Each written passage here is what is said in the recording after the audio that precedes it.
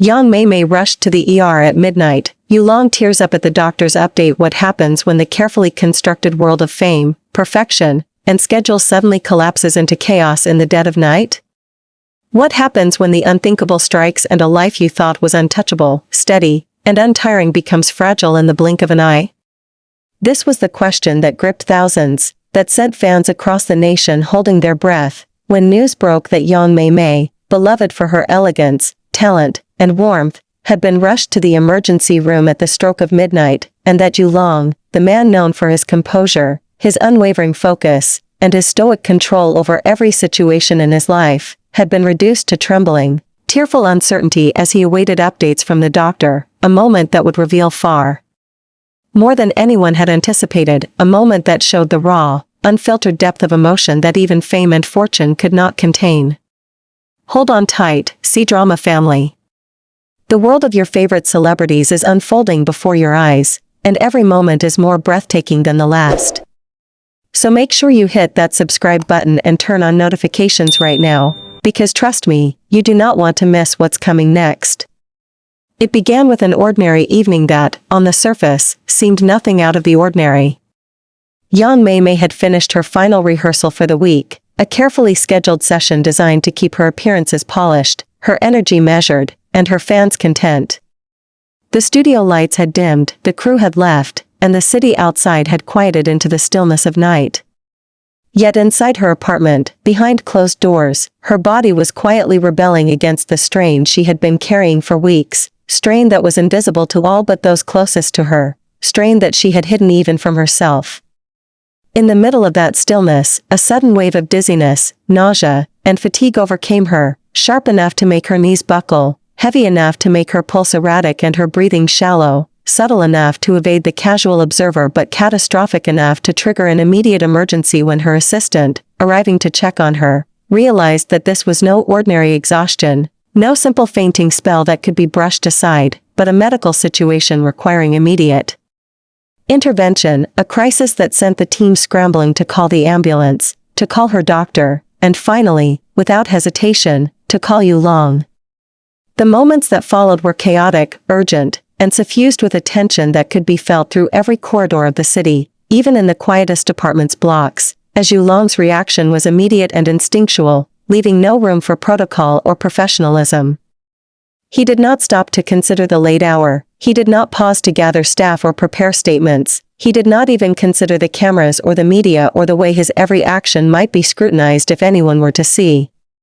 He grabbed his keys, jumped into his car, and drove through the sleeping streets of the city with a single-minded focus that bordered on desperation, the world around him blurring into streaks of light as adrenaline propelled him toward the hospital, his mind a whirl of worry, calculations of timing, and the haunting image of her pale, fragile figure lying on a stretcher, surrounded by paramedics moving with precision but too late to erase the anxiety that had already gripped his heart.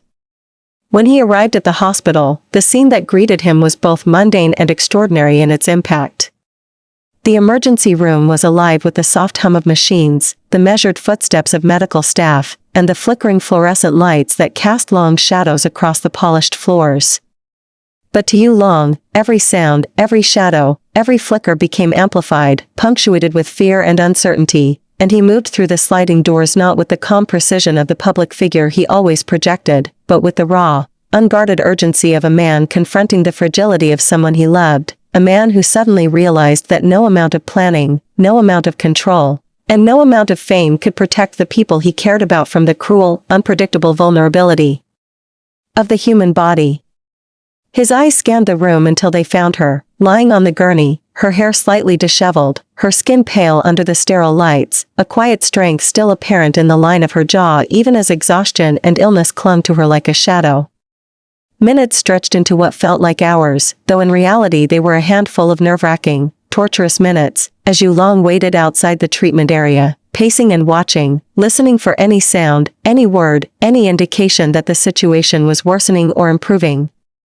He had faced countless crises in his life, had navigated scandals, professional catastrophes, and personal conflicts with a grace that had earned him the respect of fans and colleagues alike, yet nothing in his experience had prepared him for this, the helplessness of standing outside a closed door, of knowing that the person who mattered most to you could be suffering and that your ability to intervene was limited to waiting, watching, and praying that the medical team's skill could bridge the gap between fear and safety. Every time a doctor or nurse approached, his heart leapt, only to sink again when they walked past without acknowledging him. Every movement, every sound magnified, every second stretched into eternity, and yet through it all, his focus never wavered from her, his concern never faltered, and the raw depth of his love and responsibility became visible to anyone who happened to see him, a man stripped of his public mask, revealed in all his humanity. Finally, after what seemed like a lifetime, a doctor emerged, walking with a measured but solemn pace, holding a clipboard, his expression carefully neutral but heavy with the weight of the information he carried. Yulong straightened instantly, his eyes locking onto the doctor, his breathing uneven, his mind racing with every possible scenario, every worst-case possibility, every outcome that could shatter him. And then the words came, the words that made the tension in the room unbearable, words that would later be replayed in whispers and speculation across social media. She is stable for now, but we need to monitor her closely. There are indicators that require attention, and we must ensure she remains under observation. The doctor's voice was calm, clinical, almost soothing in its intention, yet to Yulong, each syllable was a hammer striking his chest, a reminder of the fragility of life, of the thin line between relief and fear, and the weight of responsibility he carried for someone he loved more than he had ever admitted to anyone, including himself. It was at that moment, in the sterile corridor of the hospital, under the unforgiving glare of fluorescent lights and the quiet hum of life-saving equipment, that Yulong allowed himself to break. His head bowed, his shoulders sagging, the tension of months, years, and moments of worry cascading down on him like a wave. He let the tears come freely, unashamed, unguarded, unfiltered, as he finally confronted the depth of emotion that had been building inside him, the fear, the helplessness, the love, and the urgency all colliding in a single, undeniable human moment, a moment that no camera could fully capture, a moment that the world would only later glimpse through second-hand reports. And whispers from witnesses who understood that what they were seeing was not weakness, but the raw power of care and humanity revealed. When Yulong finally asked to see her, the doctor nodded, and the ensuing minutes would later be described by staff as quiet, intimate, and deeply emotional.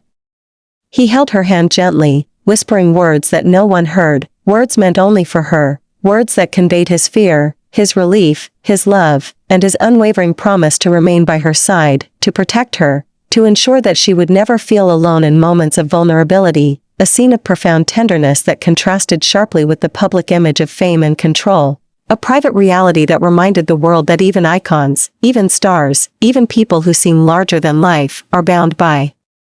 the same threads of human emotion, fragility, and connection that define us all.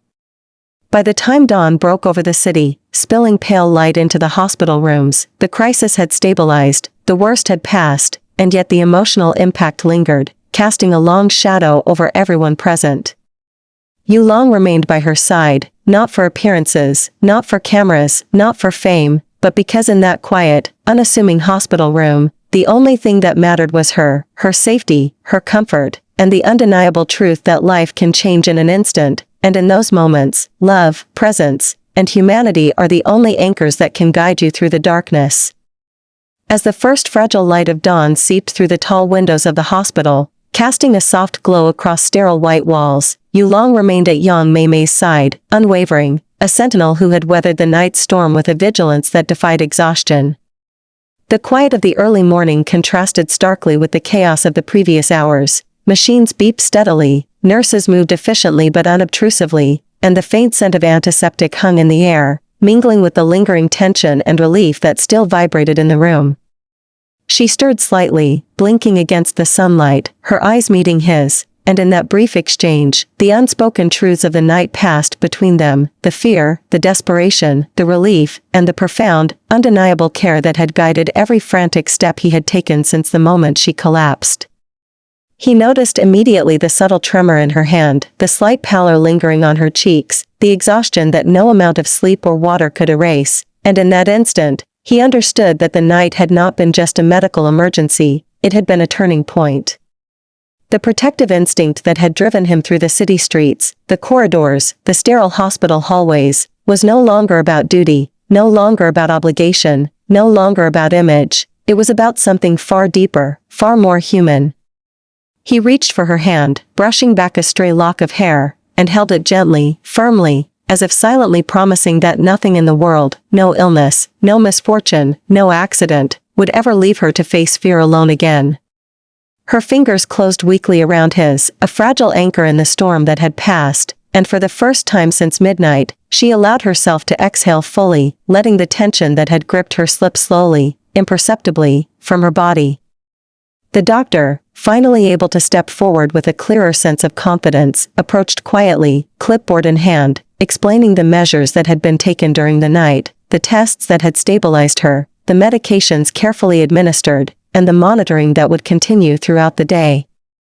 Each word, delivered with precision, was absorbed fully by Yu Long, whose eyes never left hers, never leaving her side, never wavering in his silent vigil. He asked questions with meticulous care, not for his own sake, but for hers, clarifying instructions, ensuring follow-up procedures, and confirming that she understood what she could and could not do in the coming hours, all while holding her gaze, all while keeping the gentle touch of reassurance that had been his anchor through the night's terror.